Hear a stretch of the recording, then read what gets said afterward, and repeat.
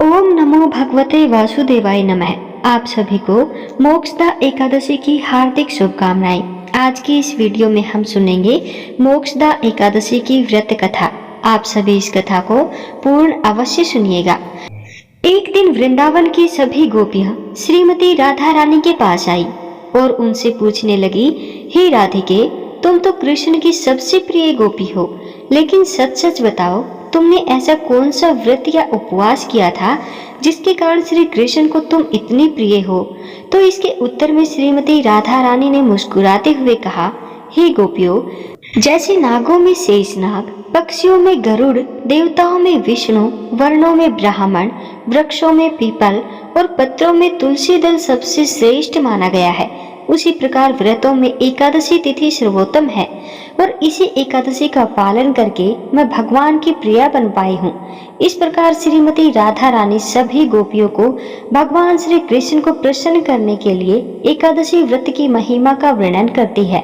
और जैसा कि आप सब जानते हैं, इस बार की परम शुद्ध और मंगलकारी मोक्षदा एकादशी आने वाली है। प्रत्येक वर्ष मार्गशीर्ष मास के शुक्ल पक्ष में यह एकादशी आती है। तो चलिए आज इस एकादशी के उपलक्ष्य में हम आपको एक पौराणिक कथा का वर्णन करते हैं और आप इस कथा का श्रवण कीजिएगा। इस कथा का श्रवण करने से हम आने वाले परम पवित्र मोक्षदा एकादशी का पालन करने के लिए स्वयं की चेतना और मन को तैयार कर पाएंगे। इस बार हम मोक्षदा एकादशी व्रत का पालन कर रहे हैं 11 दिसंबर 2024 बुधवार के दिन। तो चलिए अब एक पौराणिक कथा का श्रवण करते हैं। एक समय श्री रामचंद्र ऋषि अगस्त्य से मिलने उनके आश्रम पधारे थे। तब ऋषि अगस्त्य ने उनसे कहा, हे रघुश्रेष्ठ, आपका स्वागत है। आपके दर्शन से आज मैं इन मुनियों सहित पवित्र हो गया। आप अपने अनेकों उत्तम गुणों के कारण सदैव सम्माननीय हैं। मेरे हृदय में आप सदैव ही विराजमान रहेंगे। आपने अपने धर्म से ब्राह्मण के मरे हुए बालक को जीवित कर दिया है। हे भगवान, कृपया आज रात को आप यहीं ठहर जाइए। कल प्रातः काल में आप अपने पुष्पक विमान के साथ अयोध्या लौट जाइएगा। इस प्रकार कहते हुए ऋषि अगस्त्य ने भगवान श्री रामचंद्र को एक दिव्य आभूषण प्रदान किया और उन्होंने कहा, हे राजेंद्र, आप इसे स्वीकार कीजिए, क्योंकि प्राप्त हुई वस्तु का पुनः दान कर देने से महान फल की प्राप्ति होती है।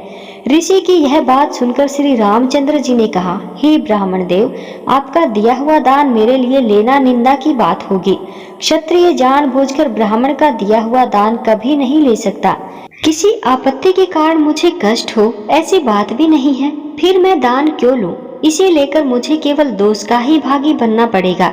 श्री राम की यह बात सुनकर अगस्त्य ऋषि ने कहा, हे श्री राम, प्राचीन सतयुग में जब अधिकांश मनुष्य ब्राह्मण थे और समस्त प्रजा राजा से हीन थी, उस समय एक दिन समस्त प्रजा पुराण पुरुष ब्रह्मा जी के पास राजा को प्राप्त करने की इच्छा से गई और कहने लगी, हे लोकेश्वर, जैसे देवताओं के राजा देवाधिदेव इंद्र हैं, उसी प्रकार हमारे कल्याण के लिए इस समय एक ऐसा राजा नियत कीजिए जिसे पूजा और भेंट देकर सब लोग पृथ्वी पर उपभोग कर सके। और तब देवताओं में श्रेष्ठ ब्रह्मा जी ने इंद्र सहित समस्त लोकपाल को बुलाकर कहा, हे देवतागण, आप सभी लोग अपने अपने तेज का अंश यहाँ एकत्रित करें। और तब संपूर्ण लोकपाल ने मिलकर 4 भाग दिए और वो भाग अक्षय था। उससे अक्षय राजा की उत्पत्ति हुई और लोकपाल ने उस वंश को ब्रह्मा जी ने मनुष्यों के लिए एकत्रित किया। उसी से राजा का प्रादुर्भाव हुआ जो प्रजा के हित साधन में कुशल होता है। इंद्र के भाग से राजा सबसे ऊपर शासन चलाता है। वरुण के अंश से वह समस्त देहधारियों का पोषण करता है। कुबेर के अंश से वह याचकों को धन देता है और राजा में जो यमराज का अंश है उसके द्वारा वह प्रजा को दंड देता है। हे रघुश्रेष्ठ, उसी इंद्र के भाग से आप भी मनुष्यों के राजा हुए। इसीलिए हे प्रभु, मेरा उद्धार करने के लिए कृपा इस आभूषण को स्वीकार कर लीजिए। ऋषि अगस्त्य की बात सुनकर तब श्री रामचंद्र जी ने वह आभूषण ऋषि अगस्त्य के पास से ले लिया, जो अत्यंत विचित्र और सुंदर था। सूर्य की तरह चमक रहा था। उसे वे निहारने लगे और फिर बारंबार विचार करने लगे, ऐसे रत्न तो मैंने विभीषण की लंका में भी नहीं देखे। इस प्रकार मन ही मन सोचकर उन्होंने ऋषि से पूछा, हे ब्राह्मण, यह रत्न बड़ा अद्भुत है, जो राजाओं के लिए भी अप्राप्य है। आपको यह कहाँ से और कैसे मिला? और किसने इस आभूषण को बनाया है। तब ऋषि अगस्त्य ने कहा, हे रघुनंदन, पहले त्रेता युग में एक बहुत विशाल वन था। उसका व्यास 100 योजन लंबा था, लेकिन उसमें कोई पशु नहीं रहता था और ना ही पक्षी। उस वन के मध्य भाग में 4 कोस लंबी एक झील थी, जो हंस और अन्य पक्षियों से संकुल थी। वहां मैंने एक बड़ी आश्चर्यजनक चीज देखी। सरोवर के पास एक बहुत बड़ा आश्रम था, जो अत्यंत पुराना हो चुका था, लेकिन फिर भी अत्यंत पवित्र दिखाई दे रहा था। किंतु उसमें कोई भी तपस्वी नहीं था और ना ही कोई जीव रहते थे। मैंने उस आश्रम में रहकर ग्रीष्म काल की एक रात्रि व्यतीत की। प्रातःकाल उठकर जब मैं तालाब की ओर चला, तो मार्ग में मुझे एक बहुत बड़ा मृत शरीर दिखाई दिया, जिसका शरीर अत्यंत हष्ट पुष्ट था। ऐसा लग रहा था कि वह किसी तरुण पुरुष की लाश थी। उसे देखकर मैं सोचने लगा कि कौन है यह और इसकी मृत्यु कैसे हुई और इस महान वन में वह कैसे आया था। इन सभी बातों पर मुझे अवश्य ही पता लगाना चाहिए। इस प्रकार जब मैं सोच ही रहा था कि उतने में आकाश से एक दिव्य और अद्भुत विमान नीचे उतरा और वो अत्यंत सुंदर और मन के समान वेगशाली था। एक एक क्षण में वह विमान सरोवर के निकट आ गया। मैंने देखा उस विमान में एक दिव्य पुरुष उतरा और उस सरोवर में नहाकर उस शव का मांस खाने लगा। पेट भरकर उसने उस मरे हुए शव का मांस खाया और उसके बाद सरोवर में उतरा और उसकी शोभा देखकर फिर स्वर्ग लोक कर वापस जाने लगा। और उस शोभा संपन्न देव के समान पुरुष को ऊपर जाते हुए देखकर मैंने तुरंत उसे कहा, हे स्वर्ग लोक के निवासी, जरा रुको, मैं तुमसे एक बात पूछता हूँ। तुम्हारी यह अवस्था कैसी है? तुम कौन हो? दिखने में तो तुम देवताओं के समान जान पड़ते हो, लेकिन तुम्हारा भोजन अत्यंत घृत है। ऐसा भोजन क्यों कर रहे हो और कहाँ रहते हो?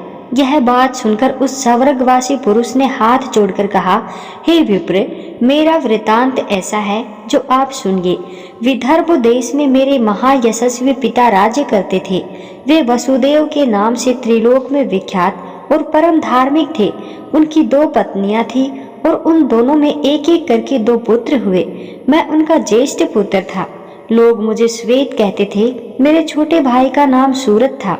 पिता की मृत्यु के बाद पूर्ववासियों ने विदर्भ देश के राज्य पर मेरा अभिषेक किया और तब वहां मैं पूर्ण सावधानी के साथ राज्य संचालन करने लगा। इस प्रकार राज्य और प्रजा का पालन करते हुए मुझे कई हजार वर्ष बीत गए।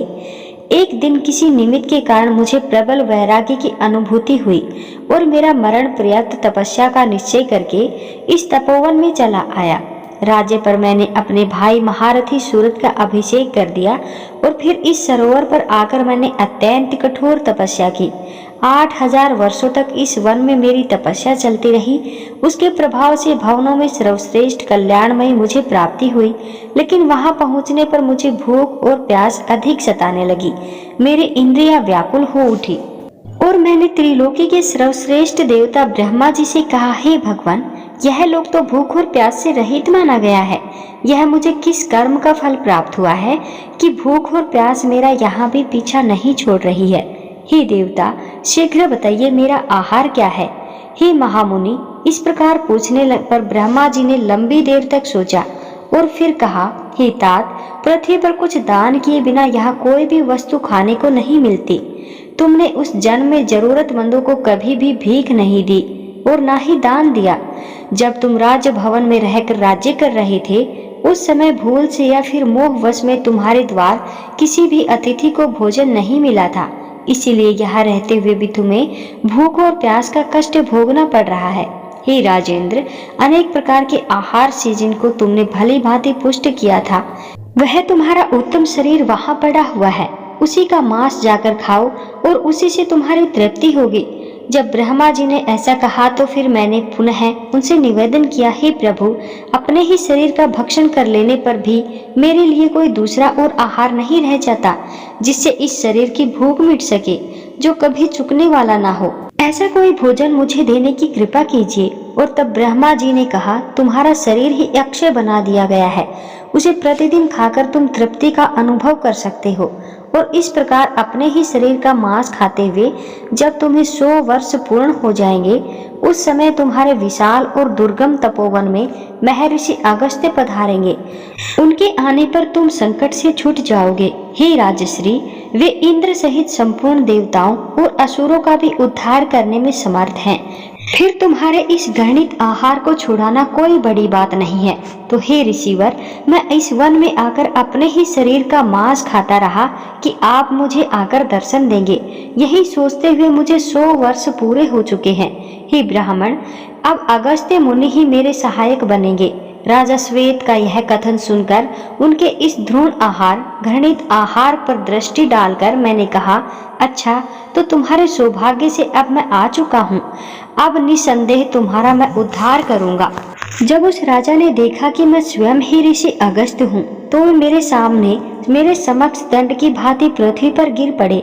उन्होंने मुझे प्रणाम किया और कृतज्ञता व्यक्त करने लगे, और उन्हें देखकर मैंने उनसे कहा, हे राजन, बताइए आपके ऊपर कौन सा उपकार करूं? तब उस राजा ने कहा, हे ब्राह्मण, इस दुर्वित आहार से और जिस पाप के कारण मुझे यह प्राप्त हुआ है, उससे आज मेरा उद्धार कर दीजिए, जिससे मुझे अक्षय लोक की प्राप्ति हो सके।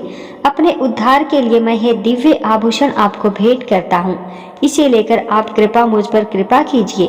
इस कथा का वृतांत समाप्त करते हुए ऋषि अगस्त्य ने श्री रामचंद्र जी से कहा, हे रघुनंदन, उस स्वर्गवासी राजा की यह दुख भरी बातें सुनकर उसके उद्धार की दृष्टि से ही यह दान मैंने स्वीकार किया था, अपने लोभ के कारण नहीं। और उस आभूषण को लेकर जो भी मैंने अपने हाथ पर रखा, उसी समय उनका वह मृत शरीर अदृश्य हो गया, और फिर मेरी आज्ञा से वो राजेश्वर श्री अत्यंत प्रसन्नता के साथ विमान द्वारा पुनः अपने ब्रह्मलोक में चले गए। और इस प्रकार उस तेजस्वी राजश्री ने मुझे यह सुंदर आभूषण भेंट किया था, जिसे देकर वे पाप से मुक्त हो गए, और वही आज मैं आपको प्रदान कर रहा हूँ। इस कथा का श्रवण करके श्री रामचंद्र जी ने धन्यता का अनुभव किया, और इसी कथा से हम समझ सकते हैं कि जब कोई भी व्रत का पालन या तपस्या की जाती है, तो उसमें दान देने का और भोजन करवाने का अत्यंत विशेष महत्व होता है। उसी प्रकार एकादशी व्रत का भी पालन तभी पूर्ण होता है जब हम अगले दिन पारण के समय निर्धारित समय में सुयोग्य व्यक्ति को दान देते हैं, उन्हें भोजन करवाते हैं। और यह मनुष्य समाज का धर्म भी है। जो यह थी आज की हमारी मोक्षदा एकादशी के उपलक्ष्य में एक पौराणिक कथा।